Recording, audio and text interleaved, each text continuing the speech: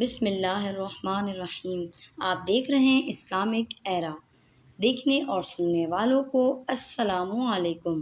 ناظرین کرامی، ناسا کے سائنسدانوں نے عجیب و غریب آوازیں ریکارڈ کی ہیں۔ کیا یہ آوازوں کا ذکر آپ صلی اللہ علیہ وسلم نے بھی کیا ہے؟ کیا یہ آوازیں آسمانوں سے آ رہی ہیں؟ حدیث کے مطابق ہمیں یہ پتہ چلتا ہے کہ آپ صلی اللہ علیہ وسلم جب خلا میں گئے تھے اللہ تعالیٰ کے پاس، تو وہاں پہ انہوں نے یہ آوازیں سنی تھیں اور انہوں نے اپنی امت کو آ کے اس کے بارے میں بتایا تھا۔ دوستو، حال ہی میں ایک وائرل ہوتی والی ویڈیو ناسا کی طرف سے عجیب و غریب آوازوں کا مجموعہ سامنے لے کر آئی ہے۔ یہ آوازیں کافی خوفناک اور دل کو دہلا دینے والی ہیں، لیکن اس سے بھی زیادہ حیرت کی بات یہ ہے کہ ان آوازوں کی جو تفصیلات بیان کی گئی ہیں، ان آوازوں کی جو تفصیلات ہمارے پیارے نبی صلی اللہ علیہ وسلم نے ہو بہو بتائی تھی، وہ بالکل ویسی ہی ہیں جیسے حضرت محمد صلی اللہ علیہ وسلم نے معراج سے واپسی پہ سنی تھیں اور آ کے واپس دنیا میں اپنی امت کے لوگوں کو بتائی تھیں۔ ناسا کی طرف سے شیئر کی گئی ویڈیو آپ دیکھ سکتے ہیں۔ کچھ ایسی آوازیں آ رہی ہیں جو سننے میں بے حد خوفناک لگتی ہیں، اور وہ ناسا کی ویب سائٹ پہ موجود ہیں۔ آپ سن سکتے ہیں اور اس کے بارے میں معلومات حاصل کر سکتے ہیں۔ ایسا لگتا ہے کہ کوئی چیز کریک ہو رہی ہے۔ ان آوازوں کی ڈسکرپشن میں لکھا گیا ہے کہ یہ وہ آوازیں ہیں جو خلا میں پہلی بار سنی گئی ہیں۔ سائنسدانوں کے مطابق یہ ہے کہ شاید یہ آوازیں زمین کے اندر سے آ رہی ہیں یا پھر خلا میں موجود کسی اور سیارے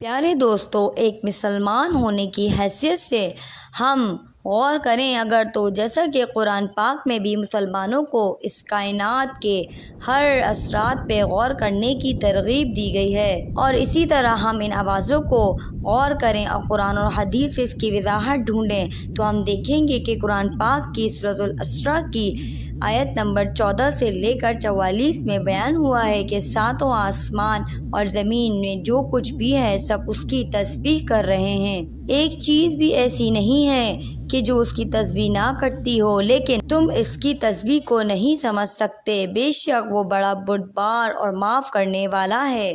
سائنسدانوں نے ہمیشہ قرآن اور سنت کی اس بیان کی نفی کی ہے کہ حضور اکرم صلی اللہ علیہ وسلم نے جن آوازوں کا ذکر کیا تھا، ایسی کوئی آواز نہیں ہو سکتی۔ خلا میں حضور اکرم صلی اللہ علیہ وسلم نے واقعہ معراج کے دوران سنی جانے والی خوفناک آوازوں کا ذکر کیا ہے، وہ کیسے سچ ہو سکتی ہیں؟ یہ غیر مسلم سائنسدان سوچتے ہیں اور بولتے ہیں کیونکہ خلا ایک ویکیوم ہے اور خلا میں آواز ٹریول نہیں کرتی۔ غیر مسلم اور مغربی سائنسدانوں کی سائنسی دلیل کے باوجود ہم مسلمانوں کو 1% بھی پیارے نبی حضرت محمد صلی اللہ علیہ وسلم کی بیان کردہ حدیث پہ کوئی شک نہیں ہے۔ حضرت محمد صلی اللہ علیہ وسلم نے سفر معراج کے بعد جو کچھ بھی بیان کیا، جتنی بات بھی اپنی امت کو بتائی ہیں، وہ صرف حرف بحرف سچ ہیں۔ یہ ہم سب کا ایمان اور یقین ہے۔ ان بیان میں آپ صلی اللہ علیہ وسلم نے ایک پتھر کے دوزخ میں گرنے کا واقعہ بھی بیان کیا ہے، جس میں آپ صلی اللہ علیہ وسلم نے فرمایا، اس کے بعد میں نے ایک آواز سنی اور اس سے میں خوفزدہ ہو گیا۔ جب میں نے جبرائیل امین سے پوچھا کہ یہ تو انہوں نے جواب دیا کہ یہ پتھر اس چٹان کی تھی جسے 70 سال پہلے جہنم کی آگ میں ڈالا گیا تھا، وہ اب اپنی جگہ پہ اتری ہے اور اب جا کے اپنی جگہ پہ سیٹ ہو گئی ہے۔ اس حدیث پہ غیر مسلم سائنسدانوں کا یہی کہنا تھا کہ یہ ممکن نہیں ہے، لیکن پھر میں وہی بات کہوں گی ناظرین کرامی کہ ہمارا ایمان اور عقیدہ ہے اور اس بات کا تقاضا کرتا ہے کہ ہم حضرت محمد صلی اللہ علیہ وسلم کی بتائی ہوئی ہر بات پر دل و جان سے ایمان لے کر آئیں، چاہے سائنس اس کی کوئی دلیل دے یا نہ دے۔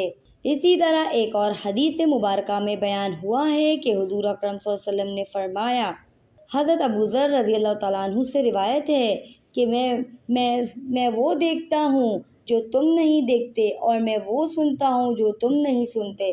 آسمان کڑک رہا ہے اور ایسے کڑک کڑکنا چاہیے، کیونکہ اس میں انگلیوں کے برابر بھی جگہ نہیں، کیونکہ وہاں ہر فرشتہ اللہ کو سجدہ کر رہا ہے۔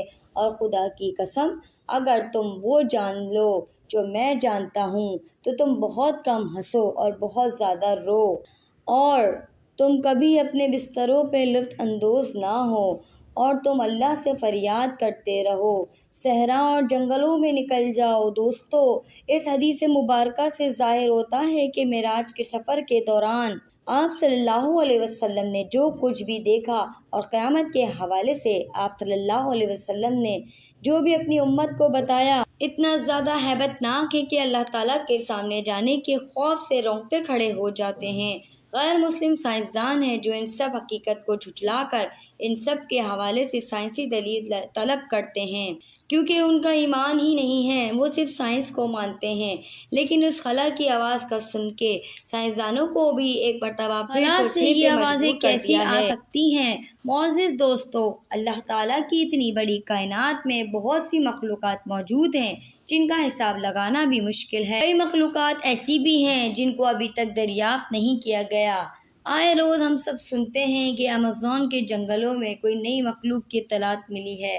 اسی طرح نہ صرف زمین بلکہ خلا میں بھی کئی مخلوقات موجود ہیں جن سے ابھی پردہ اٹھنا باقی ہے، اور کچھ تو ایسی ہے جو ہماری آنکھ نہیں دیکھ سکتی، اور اس کے لیے مائکروسکوپ کی ضرورت پڑتی ہے، اور پردہ بھی اسی وقت اٹھ پائے گا جب اللہ تعالیٰ کی مرضی ہوگی، ورنہ یہ پردہ نہیں اٹھے گا۔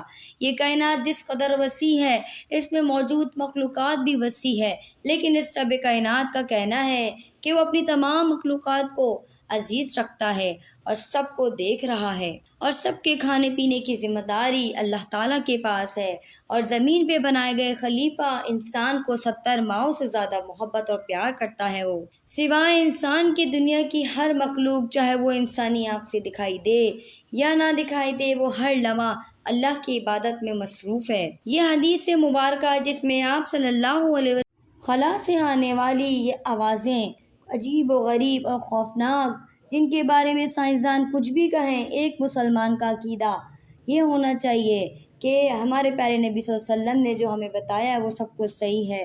ماضی میں بھی کئی مرتبہ ایسا ہو چکا ہے کہ قرآن پاک میں کئی سو سالوں پہلے بیان کی گئی حقیقت جنہیں ہمیشہ سے سائنسدانوں نے جھٹلا دیا تھا، بالآخر صحیح وقت آنے پہ سچ ثابت ہو گئیں، جن پہ کئی مسلمان سائنسدانوں نے ریسرچ کی، اور پھر بہت سارے جو غیر مسلم سائنسدان تھے وہ متاثر ہو کے مسلمان ہو گئے، اور انہوں نے اسلام قبول کر کے اب دنیا میں اپنا نام بھی کمایا اور آخرت میں بھی اپنے آپ کو کامیاب کر لیا، اور جو ہے بہت اچھے سے زندگی گزارنے لگے اور اللہ کی وحدانیت کو پہچاننے لگے۔ 7 آسمانوں اور 7 زمینوں کا ذکر ہو یا ڈائناسور جیسے جانوروں کا ذکر ہو، ایک وقت میں موجود تھے اس دنیا میں، یا ماضی میں پرانی قومیں جو کہ بڑی لہیم شہیم تھیں، قد و قامت والی تھیں، اور ان کے ساتھ ہونے والے واقعات قرآن مجید میں بیان کیے گئے ہیں۔ کچھ واقعات ایسے ہیں قرآن مجید میں جن کی سائنسی دلیل وقت کے ساتھ سامنے آئی، کچھ قوموں کے ڈھانچے ملے جن سے سائنس نے دریافت کیا کہ یہ فلاں قوم تھی۔ اس لیے پیارے نبی صلی اللہ علیہ وسلم نے اور اللہ تعالیٰ نے بھی قرآن اور حدیث میں کئی جگہ انسانوں کو غور و فکر کرنے کی تاکید کی ہے، اور مسلمانوں کو اس بات پر اکسایا گیا ہے کہ اللہ تعالیٰ کی اس پراسرار کائنات کا کھوج لگائیں، وہ حقیقتیں ڈھونڈیں جو ایک عام انسان سے اوجھل ہے۔